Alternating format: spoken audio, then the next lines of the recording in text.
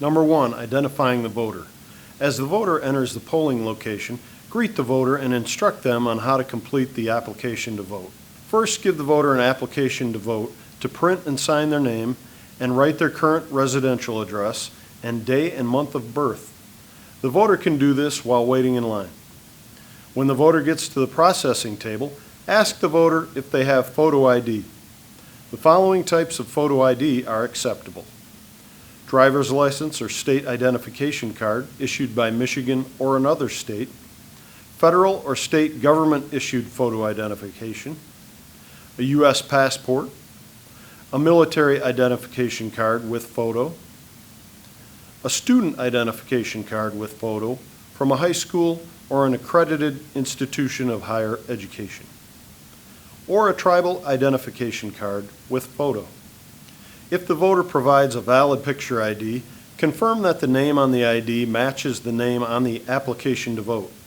Keep in mind that commonly used abbreviated names are acceptable, for example, Bill for William or Kathy for Catherine. Then do a visual confirmation that the picture on the ID matches the individual presenting the ID. The ID check is only to confirm identity based on the photo and name on the ID. The ID check is not used to confirm the voter's address.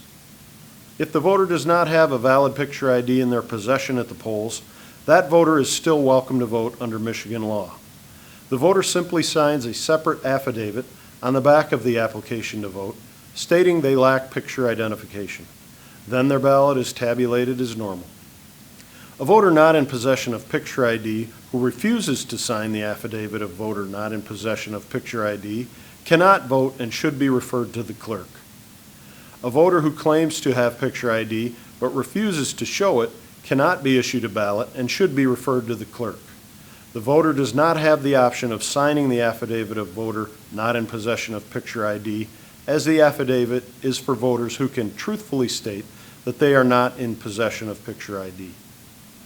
Number 2, voter lookup, electronic poll book. Next, you will look the voter up in the electronic poll book, also called the ePoll book or EPB. Use the application to vote to search for the voter by typing their information into the EPB. Alternatively, you can use a driver's license and magnetic card swiper or barcode reader to find the voter. Once you locate the voter in the EPB, verify that the address provided on the application to vote matches their registered address in the EPB. After confirming the voter's address, check to see if their record includes a status flag indicating they need to fix a registration issue, satisfy the federal ID requirement, or that they received an absent voter ballot. If you have a split precinct, this is the time to confirm which ballot style the voter should receive and communicate that to the ballot station inspector. If the voter's registration cannot be found in the ePoll book, refer to Missing Voter Flowchart to determine your next steps. Number 3, status flags. Some voters will have status flags that need to be resolved prior to issuing a ballot, usually due to incomplete or outdated voter registration information. In the ePoll book, the status flag appears as a red question mark next to the voter's name. Look to the Election Inspector action window at the bottom of the voter details screen to identify the unresolved issue. Status flags include codes indicating that an absent voter ballot was already issued to the voter. Citizenship or residency has been made. The voter has not satisfied the federal ID requirement, or the voter needs to verify his or her address, citizenship, signature, or date of birth. The AV sent status indicates the voter was issued an AV ballot or absent voter ballot, but it has not been recorded as received by the clerk. To remedy this flag and issue an in-precinct ballot, ask the voter to surrender the absent voter ballot and issue a regular precinct ballot. If the voter does not possess their AV ballot to surrender, contact the clerk to confirm the ballot has not been received.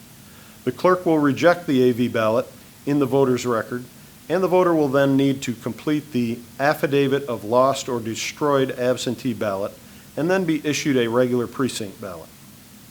The AV sent/received status indicates the voter was issued an AV ballot and it was subsequently recorded as received by the clerk.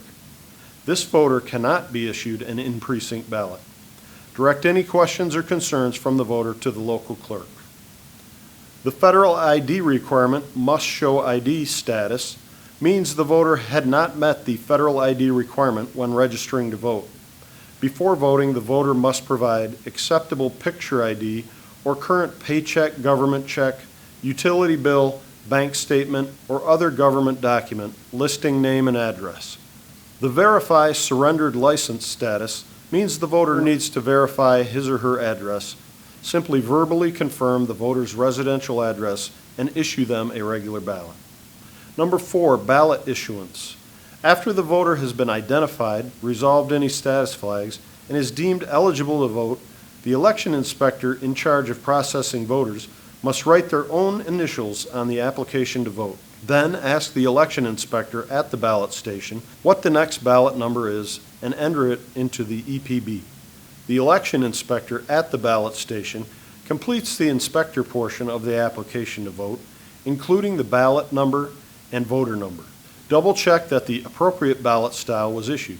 Give the voter the ballot secrecy sleeve, and the completed application to vote. Provide concise, consistent instructions on how to mark the ballot and direct the voter to the next available voting station to vote the ballot. Number 5, voting and tabulating. An election inspector should be waiting between the voting booths and the tabulator. This election inspector should be at least 10 feet from the tabulator. After voting, the voter must insert the ballot into the ballot secrecy sleeve with only the numbered ballot stub exposed, and present the ballot and the application to vote to an election inspector for verification. Ensure that the voted ballot remains inside the sleeve, showing only the numbered stub during the verification step. Verify that the number on the stub of the voter's ballot matches the ballot number recorded on the application to vote. If the numbers match, tear off the stub, spindle the application to vote, and instruct the voter to feed the ballot into the tabulator. Retain or dispose of stubs as directed by the clerk.